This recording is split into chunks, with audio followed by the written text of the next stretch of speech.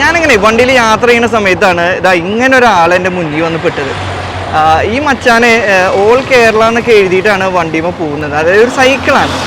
ആ സൈക്കിളിനൊരു പ്രത്യേകത ഉണ്ട്. സൈക്കിളിൽ ഒരു നായ കൂടിയുണ്ട്.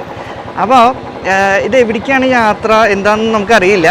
അപ്പം നമുക്ക് എന്തായാലും മച്ചാനൊന്ന് കൈ കാണിച്ച് നോക്കാം. ബ്രോ നമസ്കാരം. എവിടേക്കാണ് യാത്ര പോണേ? തിരുവനന്തപുരത്തേക്ക്. തിരുവനന്തപുരം. അപ്പൊ നമുക്കൊരു 5 മിനിറ്റ് ഒന്ന് നിർത്താവോ? അപ്പൊ നമുക്കൊന്ന് അവിടെ നിർത്താം അല്ലേ? അപ്പൊ ഇതാണ് നമ്മളെ കുഞ്ഞിറാമും നമ്മളെ ആശിഷും. ആശിഷേ നമസ്കാരം. നമസ്കാരം. എന്താ എവിടെയാണ് ശരിക്കും സ്വദേശം?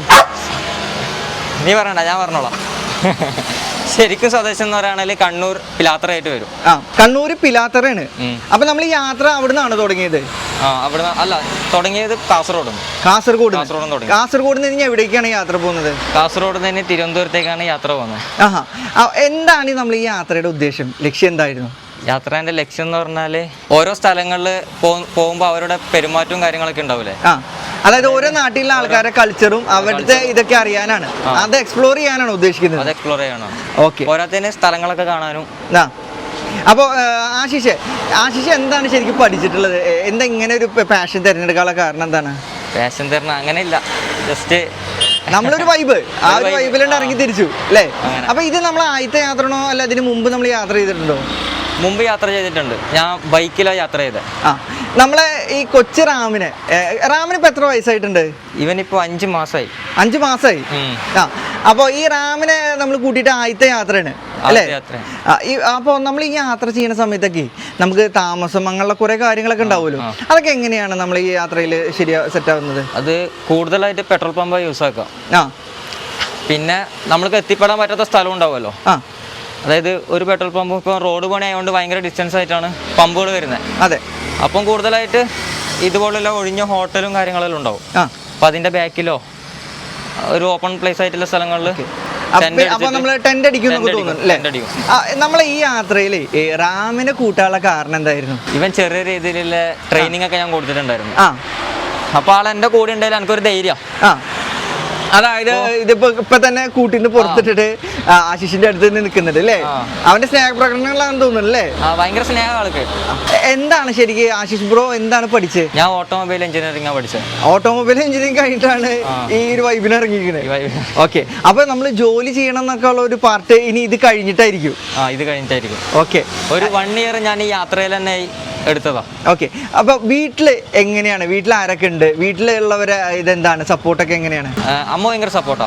പിന്നെ എല്ലാവരും ഇപ്പോൾ എല്ലാവരും നല്ല സപ്പോർട്ടായിട്ട് വരുന്നുണ്ട്. മച്ചാനെ, ഈ യാത്ര നമ്മൾ തുടങ്ങിയിട്ട് കാസർഗോഡ് നിന്നാണല്ലോ.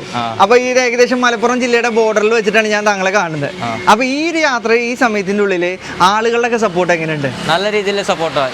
ഇതുവരെ ഒരു മോശം അനുഭവം എനിക്ക് ഉണ്ടായിട്ടില്ല. എല്ലാവരും നല്ല സപ്പോർട്ടാണ്. ഇപ്പൊ സ്റ്റാൻഡിന്റെ കാര്യം പറയുകയാണെങ്കിൽ എവിടെ കണ്ടാലും ആൾക്കാർ നമ്മളെ വിളിച്ച് സ്റ്റേ തരും. അതായത് നമ്മളെ വീഡിയോസ് കാണുന്നവരാണേലും നമ്മളെ മെസ്സേജ് അയച്ച് നമ്മൾക്ക് സ്റ്റേ തരും. അപ്പോൾ അങ്ങനെ ഹാപ്പി ആയിട്ട് പോകുന്നു. ഓക്കെ. നമ്മളപ്പോൾ തിരുവനന്തപുരത്ത് എത്തിയിട്ട് എന്ത് ചെയ്യണം എന്നാണ് പ്ലാന്? തിരുവനന്തപുരം എക്സ്പ്ലോർ ചെയ്തതിന് ശേഷം എന്ത് ചെയ്യണമെന്നാണ്, ഞാൻ ഓൾ ഇന്ത്യ ചെയ്യണം എന്ന് എനിക്കൊരു ആഗ്രഹമുണ്ട്. അതായത് തിരുവനന്തപുരത്തെ ആ യാത്ര അവസാനിച്ചോട് കൂടിയിട്ട് നമ്മൾ ഇനി ഓൾ ഇന്ത്യ ട്രിപ്പ് പോകും. അതും നമ്മൾ ഈ കൊച്ചു റാമിനായിട്ടാണോ? റാമിനായിട്ട് തന്നെ പോകണമെന്നാണ്. അപ്പോൾ റാമിന് ഈ യാത്രയുടെ ഇടയിൽ പല ട്രെയിനിങ്ങുകൾ കൊടുക്കുന്നുണ്ട്. ഇപ്പൊ നമ്മൾ പറഞ്ഞത് അനുസരിക്കുകയൊക്കെ ചെയ്യുമോ? ഏകദേശം ഇവൻ അനുസരിക്കും, പക്ഷെ മുഴുവനായിട്ട് ഇവന്റെ പ്രായമായിട്ടില്ല. 5 മാസമേ ആയിട്ടുള്ളൂ. 5 മാസമാണ്.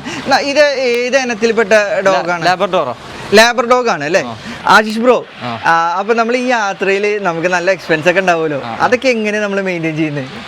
ഇവന്റെ ചെലവും കാര്യങ്ങളും ഇവനെ സ്നേഹിക്കുന്നവരുണ്ട്. അതായത് സോഷ്യൽ മീഡിയ വഴി ഇവനെ ഇഷ്ടപ്പെടുന്നവരുണ്ടാവും. അപ്പൊ വഴിയിൽ നിന്നൊക്കെ അവർ കണ്ടു കഴിഞ്ഞിട്ടുണ്ടെങ്കിൽ ഇപ്പോ പെഡിഗ്രി ആണേലും റോയൽ കനാലാണെങ്കിലും ആരെല്ലായിട്ട് ഇവന് കൊടുത്തു വിടും. അപ്പൊ പ്രത്യേകിച്ച് എനിക്ക് കൂടുതൽ ചെലവൊന്നുമില്ല. കേരളത്തിലായതുകൊണ്ട്, കേരളത്തിന്റെ പുറത്താണേല് ചെലവ് വരും. അതായത് നമ്മൾ ആശിഷ് ബ്രോവിന് ഒരു ഇൻസ്റ്റാഗ്രാം പ്രൊഫൈൽ ഉണ്ട് അല്ലേ?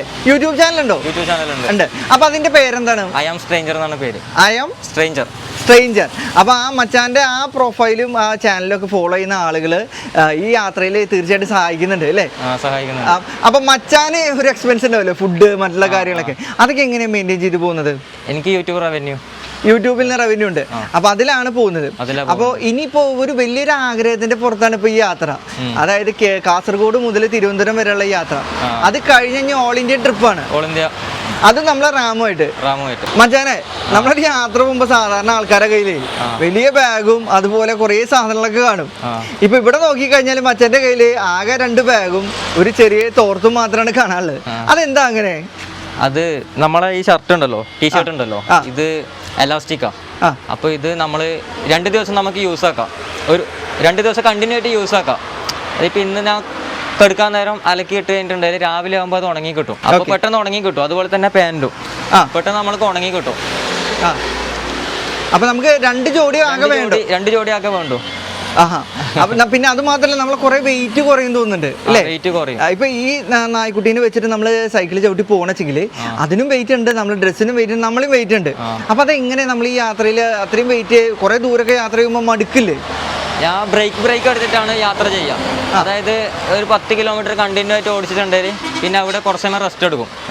പിന്നെ അതിനുശേഷം വീണ്ടും യാത്ര തുടങ്ങും. അപ്പോൾ ഓരോ 10 കിലോമീറ്റർ കൂടുമ്പോൾ നിർത്തിയിട്ടാണ് പോകും. മാക്സിമം നമ്മൾ വെയിൽ സമയങ്ങളിൽ ഒഴിവാക്കും. നമ്മൾ ഇറങ്ങുന്ന സമയം വെച്ചാൽ പുലർച്ചെ 3 മണിക്കാണ്. ആ മഞ്ഞും ആ ഒരു തണുപ്പ് സമയം ഉണ്ടല്ലോ, അത് മാക്സിമം നമ്മൾ എൻജോയ് ചെയ്യും. പിന്നെ ഒരു 8 മണിയാകുമ്പോൾ നമ്മൾ സൈക്കിൾ നിർത്തും, കയറ്റിയിടും. പിന്നെ നമ്മൾ എടുക്കുന്നത് വൈകുന്നേരം 5 മണിയാകുമ്പോഴാണ്. 5 മണി തൊട്ട് 7 മണി വരെ. ഇനി നമ്മൾ ഈ സൈക്കിളിന് എന്തെങ്കിലുമൊക്കെ പ്രത്യേകതകളുണ്ടോ? സൈക്കിള് അലുമിനിയത്തിന്റെ സൈക്കിളാണ്. അലുമിനിയത്തിന്റെ സൈക്കിളാണ്. അത് എന്താണ് അങ്ങനെ ഒരു പ്രത്യേകത ഇനി വരുന്നത്? വെയിറ്റ്ലെസ് സൈക്കിളാണ്. അപ്പോൾ കൂടുതൽ ഭാരം ബാക്കിൽ വരുന്ന സമയത്ത് നമ്മൾക്ക് സ്റ്റാൻഡ് തട്ടിട്ട് നമുക്ക് നിർത്താൻ പറ്റില്ല. കൂടുതൽ ഭാരം ബാക്കിൽ വരുമ്പോൾ, അതായത് ഇതൊക്കെ കമ്പിയാ. അപ്പോൾ അങ്ങനെ നമുക്ക് സ്റ്റാൻഡ് തട്ടി നിർത്താൻ പറ്റില്ല. അതുകൊണ്ട് നമുക്ക് ചാരി വെക്കാൻ പറ്റില്ല. സൈക്കിള് സ്റ്റാൻഡ് തട്ടി വെക്കാൻ പറ്റില്ല, ചാരി വെക്കാനേ പറ്റുള്ളൂ. അപ്പോൾ പിന്നെ ഫ്രണ്ട് ഭയങ്കര രീതിയിൽ പൊളയും. അതായത് ബാക്കിൽ ഓവർലോഡ് വരുമ്പോൾ നമുക്ക് ഒരു ഉഴച്ചിലുണ്ടായിരിക്കും. അപ്പോൾ നമ്മുടെ ലഗേജ് ഫ്രണ്ടിൽ കെട്ടിവെച്ചേക്കുന്നത് അങ്ങനെയാണ്. അതാണ്. അപ്പോൾ നമുക്ക് വലിയ കയറ്റങ്ങളൊന്നും വന്ന വലിയ ബുദ്ധിമുട്ടില്ലാതെ യാത്ര ചെയ്യാൻ പറ്റും. ബുദ്ധിമുട്ട് എന്തായാലും ഉണ്ടാവും, പക്ഷെ കുറച്ചും കൂടി നമ്മൾക്ക് സിമ്പിൾ ആയിരിക്കും. അപ്പോൾ ഇതൊക്കെയാണ് നമ്മളെ വണ്ടിയുടെ പ്രത്യേകതകളും റാമിൻ്റെയും ആശിഷിൻ്റെ ഒക്കെ വിശേഷങ്ങൾ.